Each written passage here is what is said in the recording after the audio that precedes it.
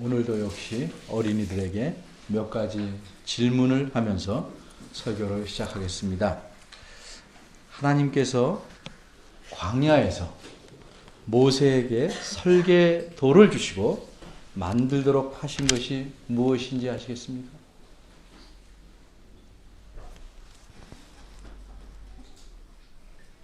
어떤 천막인데 뭐라 그러죠? 전혀 몰라요? 너무 쉬워서 그런가 봐요. 성막 아시죠? 네, 성막입니다. 대답하셔도 괜찮습니다. 하세요. 이 성막 안에는 방이 몇 개가 있었죠? 오늘 질문은 다 실패하는 것 같아요. 네, 시작이 좋지 않네요. 그렇죠. 2개입니다. 2개. 이 2개의 방 중에서 제사장이 밖에서 안으로 들어가면 먼저 만나게 되는 방의 이름이 있는데 그 방 이름이 성소입니다. 성소. 그러면 저 안쪽에 있는 커튼을 젖히고 들어가면 또 방이 있어요. 그 방의 이름은 무엇입니까? 네, 지성소. 네.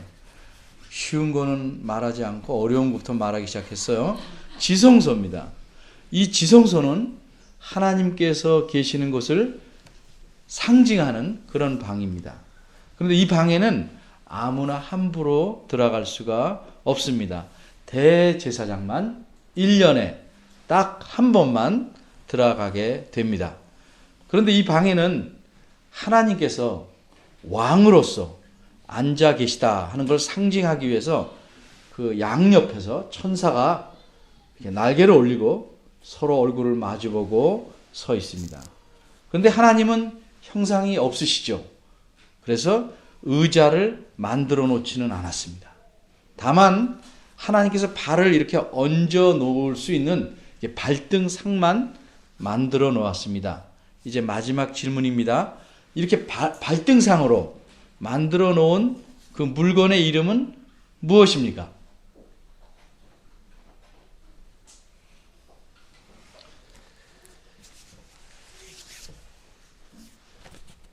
이거 괴인데 무슨 괴라고 그러죠?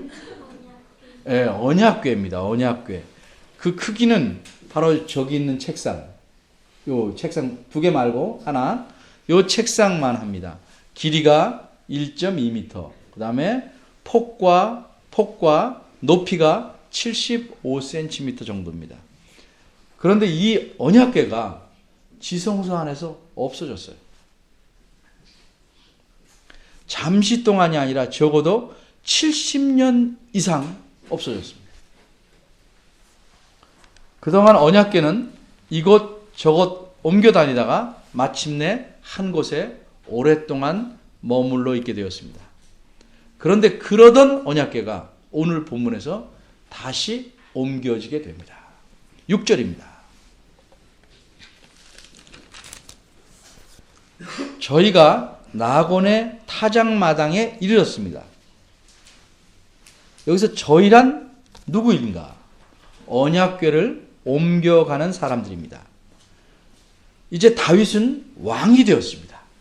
사방의 적들을 다 물리치고 나라를 튼튼하게 세워갑니다. 그런데 다윗이 꼭 해야겠다고 필요하다고 생각하는 일이 있었습니다. 그것은 이 언약궤를 이스라엘의 서울인 다윗성으로 옮겨가는 것입니다. 왜 그러냐 하면 다윗은 자기가 왕이지만 이스라엘을 다스리는 진정한 왕은 하나님이시라고 믿었습니다. 그러기에 하나님께서 함께 하신다는 상징이 되는 언약궤를 그 나라의 수도로 서울로 옮겨가려는 것입니다. 그래서 1절을 보면 6장 1절을 보면 전국에서 아주 뛰어난 군사 3만 명을 다시 모아서 언약궤를 호위하여 가려고 합니다. 그때까지 수십 년 동안 언약궤가 머물러 있던 곳은 다윗성에서 약 20km 정도 떨어져 있었습니다. 언약궤를 새로 만든 수레에 얹어놓고 이 수레는 소들이 끌고 갑니다. 어느 정도 가다가 나곤이라는 사람의 타작 마당에 이르게 됐습니다. 그런데 여기서 예상치 못했던 문제가 생겼습니다. 타작이란 뭡니까? 걷어들인 곡식들에서 그 껍데기를 벗겨내는 게 타작입니다. 이 일을 하려면 옛날에는 먼저 곡식들을 땅에 이렇게 깔아 놓습니다. 그리고 무거운 물건, 예를 들면 큰 돌들 같은 것을 나무 판자에 얹어서 그 땅에 깔아 나온 곡식 위를 이렇게 지나가게 합니다. 그런 무게 때문에 껍데기가 이렇게 비벼져서 벗겨지게 됩니다. 이렇게 타작하는 곳이 타작 마당입니다. 그러니 이곳에는 돌들도 혹은 또 타작에 쓰이는 널빤지나 이런 기구들이 여기저기 널려 있을 수밖에 없습니다. 그러니 소들이 수레를 끌고 지나가다 돌 같은 것에 발이 걸려 쓰러질 뻔했습니다. 휘청했습니다. 이 6절에서 소들이 뛰었다 하는 말은 그런 뜻입니다. 갑자기 놀라서 껑충 뛰거나 빨리 뛰어갔다는 뜻이 아닙니다. 쓰러질 뻔, 비틀거렸다는 뜻입니다. 그러니 소들이 끄는 수레가 균형을 잃을 것이고 그 위에 실린 언약궤도 떨어질 위험에 처했습니다. 그러자 옆에서 따라가던 우사라는 사람이 아주 재빠르게 그 언약궤를 붙잡았습니다.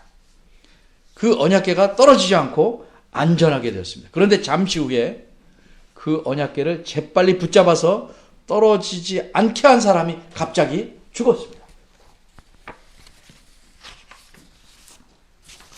어째서 이런 일이 생길 것인가? 이 사람이 언약궤가 떨어질까 봐 순간적으로 너무 놀랐다가 안전하게 되니까 긴장이 풀려서 갑자기 심장마비가 생겨서 죽은 것인가? 아닙니다. 그러면 왜 이 사람이 죽었을까? 7절이 이 사람의 죽음에 대한 원인을 말해줍니다. 여호와 하나님이 우사의 잘못함을 인하여 저를 그곳에서 치시니 저가 거기 하나님의 궤 곁에서 죽으니라. 우사가 몸에 무슨 문제가 갑자기 생겨서 죽은 것이 아닙니다. 하나님께서 우사를 죽이신 것입니다. 그 이유는 무엇일까요? 7절에서는 우사가 잘못한 것 때문이라고 말합니다. 그런데 우사가 무엇을 잘못했습니까? 언약궤가 떨어지지 않도록 붙잡은 것이 잘못인가요? 오히려 잘한 일이 아닌 것이 아닌가요? 이것이 설사 잘못한 일이라 할지라도 당장 죽여야 할 만큼 심각한 잘못인가요? 하나님께서 너무 심하신 것이 아닌가요? 하나님께서는 공평하시고 정의로우신 분이신데 어찌하여 우사의 한 일에 대해서 그를 죽여서 벌하셨는가? 도대체 그 이유는 무엇일까요? 8절입니다. 다윗 왕은 하나님께서 우사를 치심으로 갑작스럽게 죽게 된 것을 보았습니다. 어린이들을 위해서 설명하자면 이렇게 갑자기 재앙으로 죽은 것을 횡사라고 합니다. 오늘 제목이 우사의 횡사입니다. 다윗은 이러한 우사의 횡사에 대해서 어떤 반응을 하였습니까? 다윗은 분했습니다. 바꿔 말하면 분노하였습니다. 화가 났습니다. 다윗이 누구 또는 무엇에 대해 화가 나나요? 어떤 학자는 다윗을 옹호하여 이렇게 말합니다. 다윗은 하나님께 분노한 것이 아니라 그렇게 우사를 죽게 만든 자신에 대해서 분노했다고 말합니다. 그러나 8절을 원문대로 직역해보면 그 말이 그렇지 않다는 것을 알 수 있습니다. 8절을 직역하면 이렇습니다. 그래서 다윗은 여호와께서 우사를 부숴버린 일에 대해서 화가 났다. 아주 강한 표현입니다. 다윗은 자신에게 화가 난 것이 아닙니다.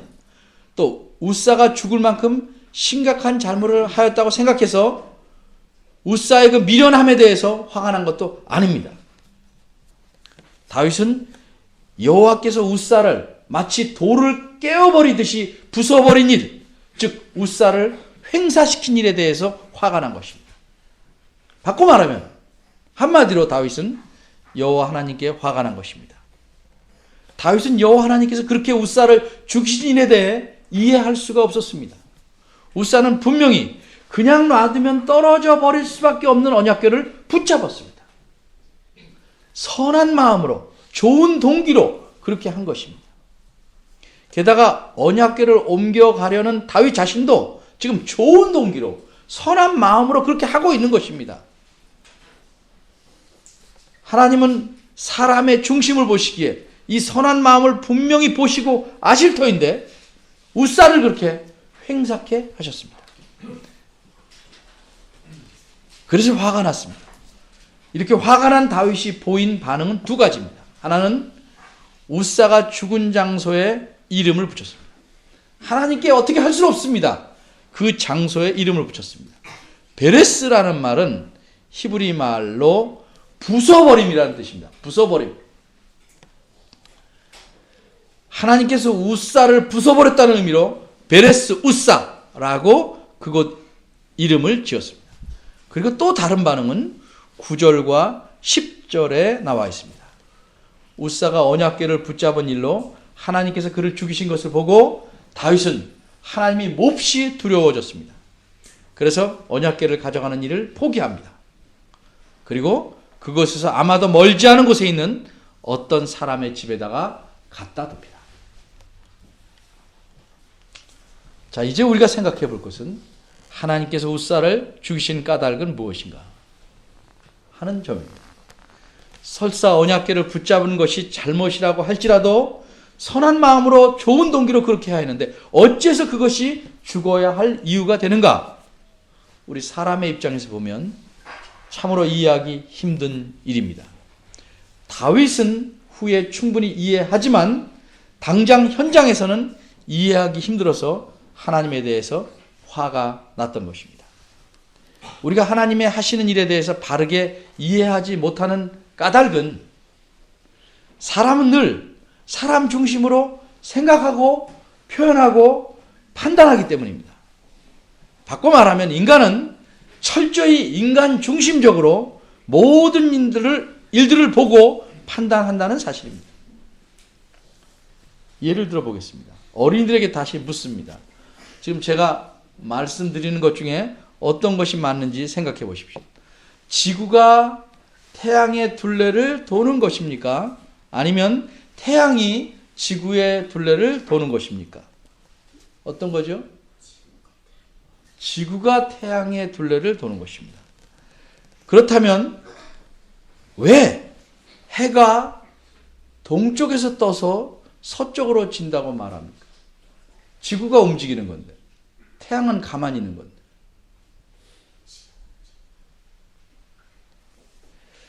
해가 떠오르는 것을 보면 이렇게 말해야 맞는 것입니다. 지구가 서쪽으로 지는구나. 이렇게 말해야 맞는 것 아니겠습니까? 그런데 그렇게 자꾸 말하면 아침에 태양이 떠오르는 걸 보고 오늘도 지구가 서쪽으로 지는구나. 이렇게 말을 자꾸 하면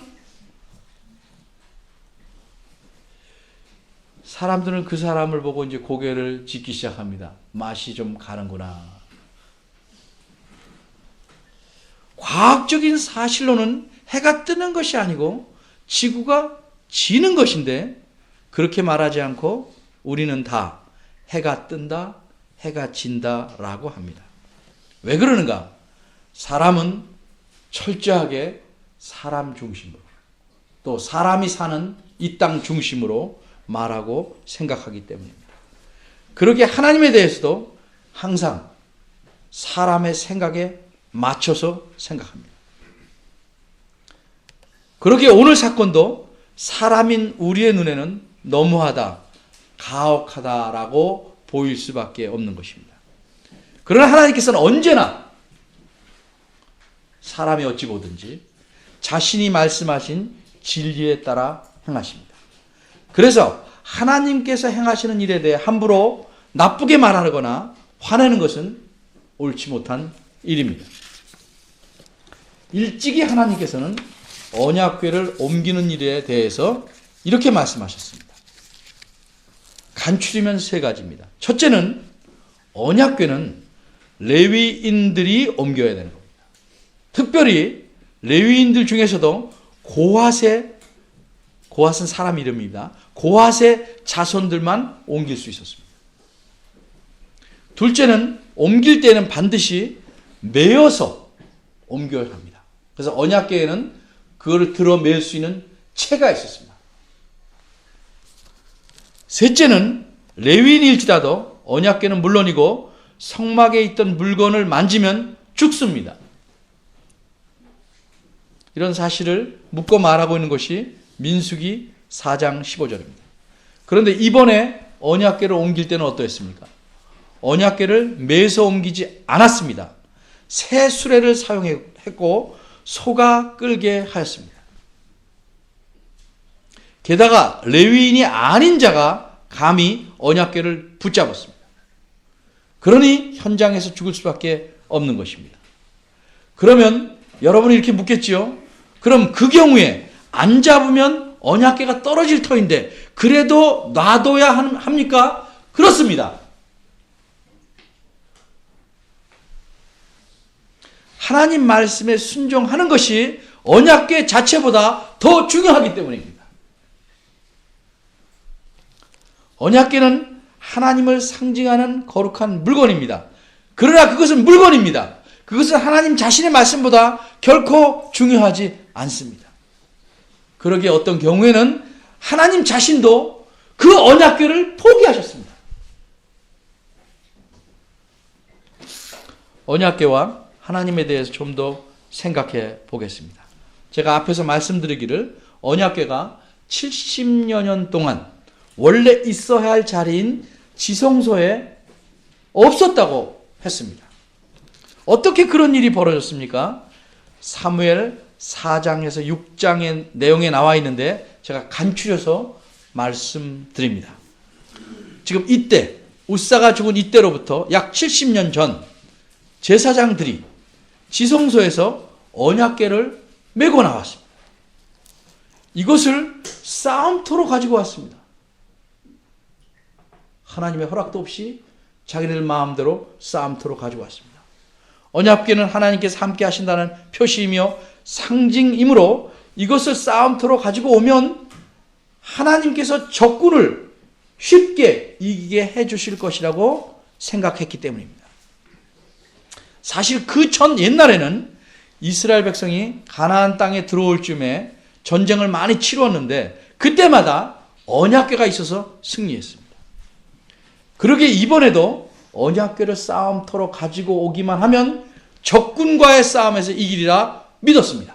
그런데 적군에게 지고 말았습니다. 그것도 처참하게 졌습니다. 뿐만 아니라 그 언약궤마저 빼앗겼습니다. 어째서 이런 일이 벌어졌을까요? 하나님께서 전혀 언약궤를 갖고 있는 이스라엘 백성을 도우시지 않았기 때문입니다. 왜 돕지 않았습니까? 이스라엘 백성이 하나님을 의지해야 하는데 그렇지 않고 언약궤를 의지했기 때문입니다.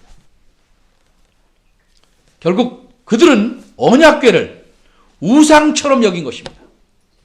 그러기에 하나님은 이스라엘 백성을 위해서 손가락 하나도 까딱하지 않으셨습니다. 아무런 도움을 주지 않으셨습니다. 자신의 상징이 되는 언약궤마저도 포기하셔서 빼앗기도록 내버려 두셨습니다. 그래서 언약궤는 적군의 손에 들어가고 말았습니다. 그들은 빼앗은 언약궤를 자신들의 신을 모시는 신당에 갖다 놓았습니다. 자신들의 신에게 이스라엘의 신을 잡아다가 바친 것으로 생각하고 전리품으로 갖다 놓은 것입니다. 그런데 그 다음 날에 놀라운 일이 벌어집니다. 이스라엘에게 이긴 군대는 블레셋이라는 그 옆쪽에 있는 나라의 군대입니다. 이 나라에서 섬기는 신은 다곤이라는 신입니다. 그런데 다음날 아침에 일찍이 블레셋 사람들이 그 다곤의 신당에 가보니까 이 신이, 다곤 신이 여호와 앞에 마치 절을 하듯 엎드러져서 그 얼굴이 땅에 닿아 있었습니다. 사람들은 깜짝 놀랐습니다. 얼른 자기 신을 일으켜서, 물론 이게 동상입니다. 얼핏 익혀서 제자리에 세워놓았습니다. 그 다음 날입니다. 이번에는 더 놀랄만한 일이 벌어졌습니다. 이 다곤신이 어제와 같은 자세로 언약궤 앞에 엎드려져 있습니다. 그런데 몸통만 그렇게 하고 있고 머리와 두 손목은 끊어져서 저쪽 문지방으로 내팽개져 있었습니다. 그리고 이때부터 그 블레셋 나라에 독한 종기가 퍼지기 시작했습니다. 사람들이 종기 때문에 죽어나갑니다. 블레셋의 다른 도시로 옮겨도 마찬가지였습니다. 더욱 재앙이 심했습니다. 이렇게 7달 동안 하나님께서는 블레셋 나라를 쑥대밭으로 만드셨습니다. 이처럼 하나님께서는 우상을 섬기는 블레셋 사람들에게는 그들의 수준에 맞게 언약궤가 하나님의 상징인 것을 확실하게 보여주셨습니다. 그래서 언약궤가 가는 곳마다 하나님의 능력을 나타내셨습니다. 그래서 결국 이들은 이 언약궤를 이스라엘로 되돌려 보내기로 결정합니다. 그래서 소 2마리가 끄는 새 수레에 언약궤를 실어서 보냅니다. 이렇게 언약궤를 옮길 때 하나님의 명령을 모르는 자들은 수레에 언약궤를 실어 보냈습니다. 자기들이 보기에 좋은 대로 한 것입니다. 그런데 하나님의 명령대로 지켜야 할 다윗 왕이 하나님의 명령을 소홀히 하고 이방인들처럼 언약궤를 옮기려고 한 것입니다. 게다가 감히 하나님의 상징물인 언약궤에 손을 대기까지 했으니 하나님이 진노하셔서 그 손댄 자를 죽이신 것입니다. 하나님은 자신을 하나님으로 다른 피조물과 달리 구별되게 대하지 않으면, 즉 거룩하게 여기지 않는 자는 그냥 두시지 않습니다. 블레셋에서 수레에 실려 올라온 언약궤가 이스라엘의 그 경계, 국경 마을에 도착했습니다. 마땅히 하나님의 백성들이니까 그 국경 마을의 사람들은 하나님 앞에 제물을 들고 경배했어야 합니다. 그러나 무슨 구경거리가 난 듯 언약궤를 신나서 들여다봅니다. 어떻게 된 것인가? 어떻게 된 줄 아십니까? 하나님께서 그들을 쳐서 70명을 한꺼번에 죽이셨습니다. 사무엘 상 6장 19절입니다. 하나님의 거룩함을 범했기 때문입니다. 하나님의 거룩함을 존중한다는 것은 하나님께서 말씀하신 대로 순종하여 하나님을 섬기는 것입니다. 다른 방법은 없습니다. 이렇게 그 마을 사람이 죽어나가자 언약궤는 산동네에 사는 아비나답의 집으로 옮겨갑니다. 거기서 이 오늘 본문이 있는 이날까지 있게 된 것입니다. 그런데 그의 아들인 우사가 또다시 하나님의 명령을 어기고 그분의 거룩함을 범했기 때문에 하나님께서 그를 현장에서 죽이신 것입니다. 그럼 오늘 본문이 말하고자 하는 것은 무엇입니까? 하나님께서는 자신의 거룩함을 범한 자를 죽이신다는 사실입니다. 이렇게 하나님은 우사를 죽이심으로써 다윗과 이스라엘 백성에게 엄중하게 경고를 하신 것입니다. 하나님께서 다윗에게 큰 은혜를 베푸시고 그로 왕이 되게 하셨고 나라를 튼튼히 세울 수 있도록 하셨습니다. 그러니 어떻게 보면 하나님을 은혜롭게 선하게만 생각했을 만합니다. 그러니 하나님의 거룩하심에 대한 경외심이 처음보다 줄어들 수밖에 없습니다. 그러나 하나님에 대한 경외가 느슨해지면 하나님 말씀을 소홀히 여기고 결국은 그분의 거룩함에 상처를 내게 되어 진노를 받게 됩니다. 마치 아들하고 부모님이 너무 친하면 나중에 고마운지 알지만 이렇게 막 맘먹고 기어오르는 것처럼 이번 일로 다윗은 바르게 또 깊이 깨달았습니다. 그래서 3달 후에 다시 언약궤를 옮기게 될 때는 철저하게 하나님 말씀에 따라 행동합니다. 그래서 준비를 철저히 하며 이렇게 말합니다. 역대상 15장 2절, 13절에서 15절을 제가 읽습니다. 레위 사람 외에는 하나님의 궤를 맬 수 없나니 이는 여호와께서 저희를 택하사 하나님의 궤를 메고 영원히 저를 섬기게 하셨습니다. 전에는 너희가 매지 아니하였으므로 우리 하나님 여호와께서 웃사만이 아니라 우리를 충돌하셨으니 이는 우리가 규례대로 그의 말씀대로 저에게 구하지 아니하였음이니라. 이에 제사장들과 레위 사람들이 이스라엘 하나님 여호와의 궤를 메고 올라가려 하여 몸을 성결케 하고 모세가 여호와의 말씀에 따라 명한 대로 레위 자손이 채로 하나님의 궤를 꿰어 어깨에 매니라. 하나님을 거룩히 여긴다는 것은 그의 말씀대로 순종하는 것입니다. 아무리 동기가 선하고 좋다고 할지라도 일하는 과정이나 방법에서 그분의 말씀을 따르지 않으면 하나님을 거룩하게 여기는 것이 아닙니다. 그러기에 교회는 설사 문을 닫게 될지라도 하나님의 명하신 방법대로 살아가야 합니다. 성경에는 하나님의 명령을 가볍게 보아서 그 현장에서 죽은 사람이 여럿 나옵니다. 대표적인 예로 대제사장이었던 아론, 그 아론의 두 아들입니다. 이들은 제사장들이었는데 분향할 때 여호와께서 명하시지 않은 다른 불을 담아 분향했습니다. 그까짓 불을 뭘 써도 어떠냐? 분향만 하면 되지. 어떤 불이 무슨 상관이냐? 할 수도 있겠지만 하나님은 그렇게 생각하지 않았습니다. 그 분향에 대해서도 하나님은 정해 놓으셨습니다. 그 결과 어떤 일이 생겼습니까? 레위기 10장 1절과 2절에 보면 불이 여호와 앞에서 나와 그들을 삼킴에 그들이 여호와 앞에서 죽은지라.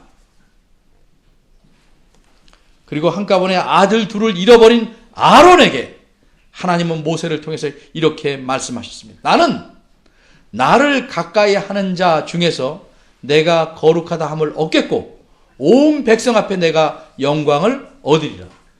이 말을 듣고 아론은 아무 말 하지 못하고 잠잠하였다고 3절에 기록하고 있습니다. 무슨 뜻입니까? 하나님 말씀대로 하지 않는 자는 나를 섬기는 일을 한다고 할지라도 내 거룩함을 범하는 자이고 내 영광을 가리는 자라는 뜻입니다.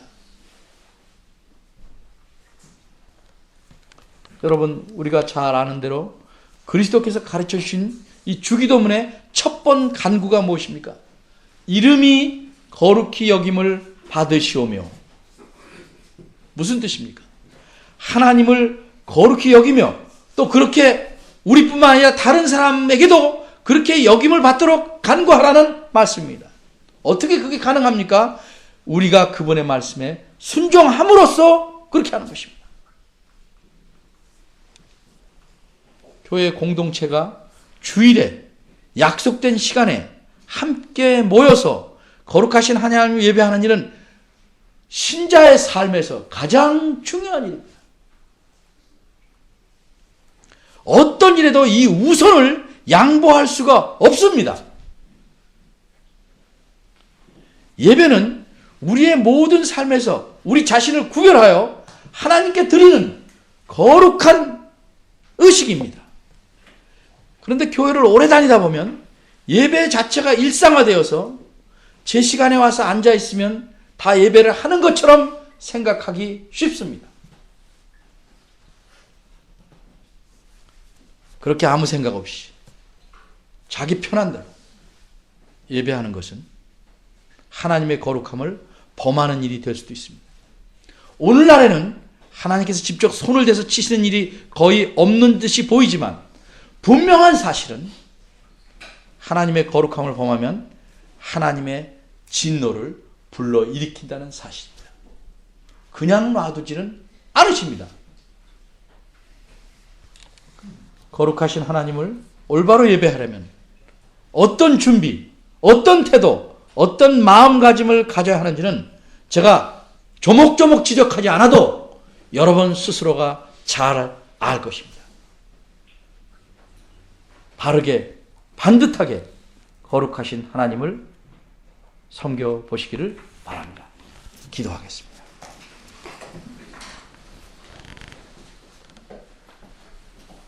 참으로 은혜로우신 하나님, 그러나 하나님이 얼마나 거룩하신지를 저희들이 종종 잊습니다. 저희들의 잘못을 깨우쳐 주시고 늘 하나님 앞에 친근히 나아오지만 동시에 두렵고 떨림으로 하나님을 바로 섬길 줄 아는 하나님의 자녀들 되게 하시옵소서. 우사의 사건을 통해 하나님이 경고하시는 그 사실을 우리가 마음에 담게 하시고 무엇보다도 하나님 말씀대로 하나님을 경외하며 하나님 앞에서 살아가는 저희들 되도록 이끌어 주옵소서. 예수님의 이름으로 기도합니다. 아멘. 다 같이